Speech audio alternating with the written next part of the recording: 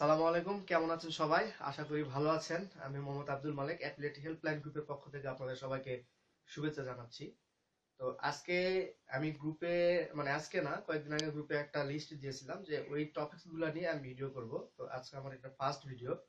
আজকে ফার্স্ট ভিডিওতে আমার টপিকস হচ্ছে যে হোয়াট ইজ অ্যাফিলিয়েট মার্কেটিং এবং অ্যাফিলিয়েট মার্কেটিংটা কি।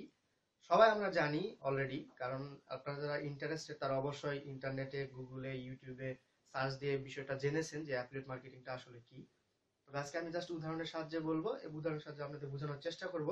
আর হচ্ছে এই অ্যাফিলিয়েট মার্কেটিংটা মানে কি কি ধরনের হয় এটা নিয়ে আলোচনা করব। আর হচ্ছে এই অ্যাফিলিয়েট মার্কেটিং এর সাথে জড়িত কারা, এটা নিয়ে আমরা আলোচনা করব। তো প্রথমে মানে বুঝাই দেওয়ার চেষ্টা করব, সেটা হলো যে অ্যাফিলিয়েট মার্কেটিংটা কি।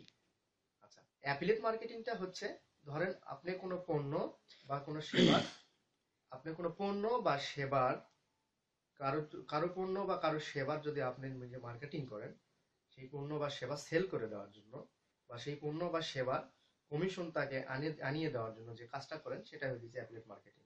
ধরেন আমি একটা, আমার একটা বাইক আছে, যে বাইকটা আমি চাচ্ছি যে আমি সেল করব, কিন্তু আমি নিজে প্রোডাক্ট ক্রিয়েটর, মানে আমি নিজে বাইকটা বানাইছি। এখন আমি তো একার পক্ষে তো আমার বাইকটা বিভিন্ন জায়গায় সেল করা মানে পসিবল না, ডোর টু ডোর গিয়ে লোকজনের কাছে বলে, এটা তো পসিবল না। তো সেই জন্য আমি করলাম কি, যে আমি কয়েকজন বিক্রয় কর্মী মানে নিয়োগ দিলাম, যে তোমরা আমার বাইকটা সেল করে দিবা, বিনিময়ে আমি তোমাদের এই কমিশনটা দিব। তো তারা করবে কি, তারা আপনার হয়ে মার্কেটিং করবে। সো এই টোটাল প্রসেসটাই হইতেছে অ্যাফিলিয়েট মার্কেটিং। এটা আমি অফলাইন দিয়ে বুঝালাম, কিন্তু অনলাইনেও সেম জিনিস। আপনি বাইকটা সেল করবেন বিভিন্ন প্রমোশনের মাধ্যমে, ফেসবুক অ্যাডের মাধ্যমে হোক, সোশ্যাল মিডিয়ার মাধ্যমে হোক, ভিডিও মার্কেটিং এর মাধ্যমে হোক, বা বিভিন্ন যে সকল ট্রাফিক মেথড আছে সেগুলোর মাধ্যমে আপনি ওই বাইকটা সেল করতে পারবেন। তো এটাই হইতেছে মূলত অ্যাফিলিয়েট মার্কেটিং এর সংজ্ঞা।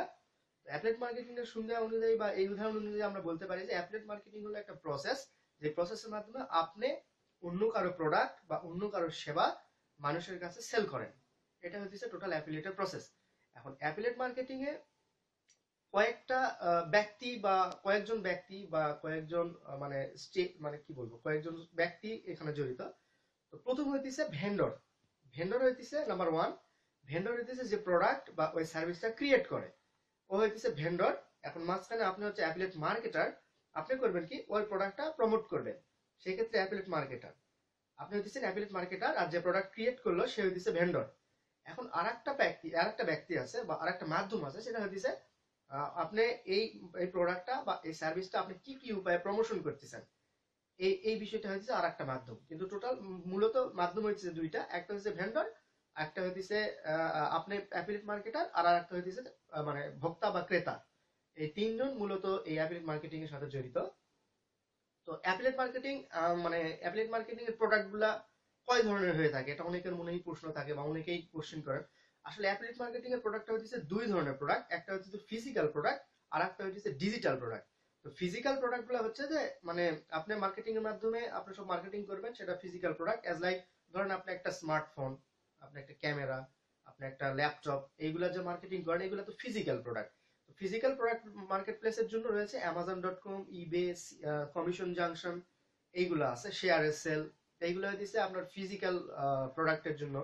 এইগুলো হইতেছে অ্যাফিলিয়েট সাইট ফিজিক্যাল প্রোডাক্টের জন্য। আর ডিজিটাল প্রোডাক্ট বলতে, আপনি ধরেন ওই মোবাইলটা কিভাবে চালাতে হয়, ওই ল্যাপটপটা কিভাবে সার্ভিসিং করতে হয়, এর উপরে আপনার একটা ভিডিও কোর্স অথবা আপনার একটা ইবুক, এই যে প্রোডাক্টটা, এটা হচ্ছে ডিজিটাল প্রোডাক্ট। ডিজিটাল প্রোডাক্টের অনেক মার্কেট প্লেস রয়েছে, যেমন ক্লিক শিওর, ক্লিক ব্যাংক, তারপর হচ্ছে জেডিজু, এইগুলা।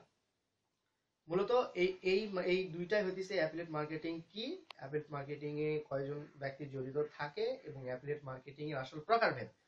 এখন আরেকটা বিষয় হইতেছে যে এই অ্যাফিলিয়েট মার্কেটিং করতে গিয়ে ভেন্ডর আপনাকে কিছু কিছু ট্রিক্স, কিছু কিছু ক্রাইটেরিয়া, কিছু কিছু মানে কি বলবো ওটা,